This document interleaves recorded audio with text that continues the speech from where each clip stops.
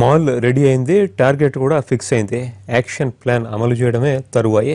ఇందుకే హైదరాబాద్పై టెర్రరిస్టులు వేసిన ప్లాన్ ఏంటి? నగరంలో ఐసిస్ ఏం చేద్దాం అనుకుంది? ఆ 5గురికి ఐసిస్ ఏం నూరిపోసింది? ప్లాన్ వర్కౌట్ అయ్యుంటే ఏం జరుగుండేది? ఊహించేందుకే ఒళ్ళు గగురుపాటు వచ్చే వాస్తవాలు ఎన్ఐఏ దర్యాప్తు బయటపడ్డాయి.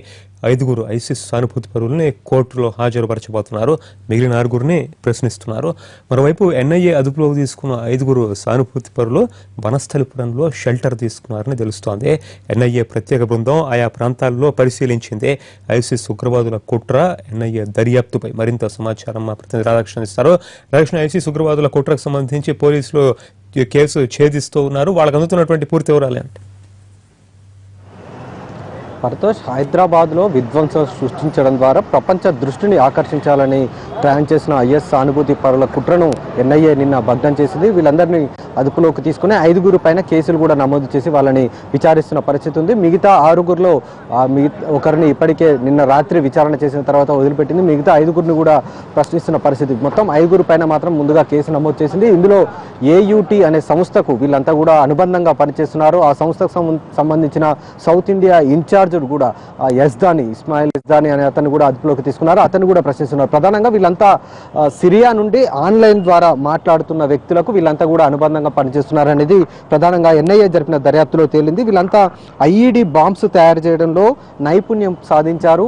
ఆ తర్వాత వీళ్ళు ఆ ఐఈడి బాంబులని ఇక్కడ వినియోగించాలి, ఎక్కడ వీటిని ప్రయోగించాలనేది సిరియా ద్వారా ఆన్లైన్లో మాట్లాడే వ్యక్తి ఇచ్చే సూచనలు, సలహాల ఆధారంగా వీళ్ళంతా కూడా విధ్వంసం సృష్టించేందుకు ప్లాన్ చేశారు. ఇదంతా కూడా మొత్తం ఎన్ఐఏ తమ దర్యాప్తులో తేల్చడం జరిగింది. ఇందులో ఇబ్రహీం యజ్దాని, ప్రధానంగా ఇతను సౌత్ ఇండియాకు సంబంధించిన ఏఏటీకి ఇన్ఛార్జ్గా ఉన్నాడు. అతని సోదరుడు కూడా ఉన్నాడు ఇలియాస్ యజ్దాని. అలాగే హబీబ్ మహమ్మద్, మలోకా అబ్దుల్ బిన్ అహ్మద్, ముజాఫర్ హుసేన్, వీళ్ళ 5గురు పైన దేశద్రోహం కింద ఆరోపణలు ఎదుర్కొంటున్న దానిపైన కేసు ఒకటి నమోదు చేయడం జరిగింది. అలాగే వీళ్ళ దగ్గర నుండి 2 9mm పిస్టల్ కూడా స్వాధీనం చేసుకున్నారు. ఆర్మ్స్ యాక్ట్ కింద కూడా కేసు నమోదు చేయడం జరిగింది. అలాగే ఎక్స్ప్లోజివ్ యాక్ట్, వీళ్ళ దగ్గర అసలు ఐఈడి బాంబ్స్ తయారు చేయడానికి అవసరమైన పేలుడు పదార్థాలు అన్నీ దొరకడం జరిగింది. అమ్మోనియం నైట్రేట్ పౌడర్తో పాటుగా దాంట్లో కలపడానికి షుగరు, అలాగే కొన్ని బాటిల్స్లలో యాసిడ్, మినరల్ యాసిడ్తో పాటు ఎసోటిన్ హైడ్రోజన్ పెరాక్సైడ్ అనే మొత్తం వాటికి సంబంధించిన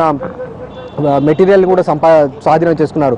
కొంతమంది ఈ అరెస్ట్ అయిన వారిలో కొంతమందిని ఉదయం నుండి కూడా పాత బస్సుకి సంబంధించిన వాళ్ళు వీళ్ళంతా ఇక్కడికి ఉదయం నుండి కూడా వాళ్ళంతా కుటుంబ సభ్యులు కొంతమంది ఇక్కడికి వచ్చి వాళ్ళని ఎన్ఐఏ వాళ్ళని కలిసే ప్రయత్నం చేస్తున్నారు. ఉదయం యాసిన్కు సంబంధించిన 2 కుటుంబ సభ్యులు వచ్చారు. మరొక వ్యక్తి ఇప్పుడు మనం చూస్తున్నాం, అతన్ని పైకి తీసుకొని వెళ్తున్నారు. అతను కలవడానికి వచ్చారు. అసలు అంటే ఈ కేసులో వాళ్ళ నమోదైన వాళ్ళ సంబంధించిన కుటుంబ సభ్యులు వీళ్ళంతా ఎన్ఐఏ అధికారులను కలవడానికి వస్తున్నారు. వీళ్ళని ఇవాళ మధ్యాహ్నము కోర్టులో హాజరుపరిచే అవకాశం ఉంది. మధ్యాహ్నం లంచ్ తర్వాత 2:30 ప్రాంతంలో నాంపల్లిలోని ఎన్ఐఏ కోర్టులో హాజరుపరుస్తారు. అలాగే ఈ 5గురు కూడా వనస్థలిపురంలో 15 రోజుల పాటు షెల్టర్ తీసుకొని ఐఈడి బాంబులు తయారు చేయడానికి కావలసిన నైపుణ్యతను అంటే ట్రైనింగ్ మొత్తం కూడా తీసుకున్నారు. ఆ ట్రైనింగ్ పూర్తయిన తర్వాత వీళ్ళు ఆ సిరియా నుండి వచ్చే ఆన్లైన్ కాల్ ద్వారా ఆ వ్యక్తి చెప్పే వివరాల ఆధారంగా వీళ్ళు విధ్వంసం సృష్టించేందుకు ప్లాన్ చేశారనేది చాలా పక్కా సమాచారం ఎన్ఐఏ దగ్గర ఉంది. అదేవిధంగా వీళ్ళు వనస్థలిపురంతో పాటు ఇంకా ఏ ప్రాంతాల్లో వీళ్ళు రెక్కి నిర్వహించారు, అలాగే ఐటీ కారిడార్ పేరు కూడా వినబడుతుంది, కొన్ని షాపింగ్ మాల్స్ పేరు కూడా వినబడుతున్నాయి. కాబట్టి వీళ్ళు రెక్కి నిర్వహించిన ప్రాంతాలు ఎక్కడెక్కడ ఉన్నాయన్న యాంగిల్లో ఆయా ప్రాంతాల్లో ఉన్న సీసీ కెమెరా ఫుటేజ్ను కూడా సేకరిస్తున్నారు. మొత్తానికి వీళ్ళని నాంపల్లి కోర్టులో ఇవాళ మధ్యాహ్నం తర్వాత హాజరుపరిచిన తర్వాత ఢిల్లీ నుండి వచ్చిన ఎన్ఐఏ బృందం ట్రాన్సిస్ట్ వారెంట్ కూడా కోర్టులో వేసే అవకాశం కనబడుతుంది. ఆ తర్వాత ఈ 5గురిని ఢిల్లీకి తీసుకెళ్లే ప్రయత్నం కూడా చేయబోతున్నారు ఎన్ఐఏ అధికారులు. Partosh. Right, thank you Radhakrishna.